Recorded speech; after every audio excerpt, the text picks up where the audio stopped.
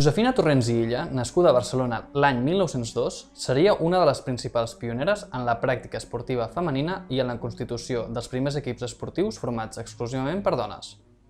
Amb la seva germana Teresa i amb l'Enriqueta Sèculi, seria la cofundadora del Club Femení i d'Esports de Barcelona, primera institució esportiva exclusivament femenina de Catalunya.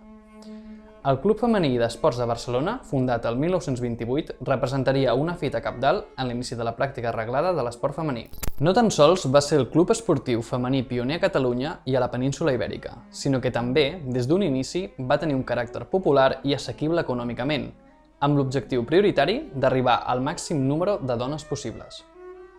En aquells anys, la pràctica esportiva ja recollia les preocupacions i l'interès per la salut i la cura del cos, per la qual cosa, en el cas del club esportiu i femení, la promoció de la pràctica de l'esport es vinculava decididament a una idea moderna de feminitat i de maternitat sanes,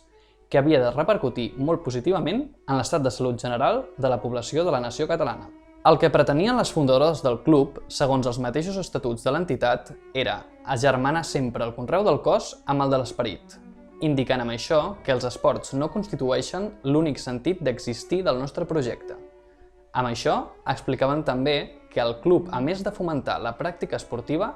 també destinava un esforç important al desenvolupament intel·lectual i educatiu de les dones. El Club Femení d'Esports, des del seu lema Feminitat, Esport, Cultura, va ser una entitat extremadament compromesa amb el progrés de la societat catalana i, en els anys immediatament posteriors, amb Josefina Torrents al capdavant, el trobem liderant les campanyes pro-amnistia de 1930, a favor dels presos polítics reclosos per la dictadura de Primo de Rivera, o a favor de la restauració de l'autogovern de Catalunya el 1932.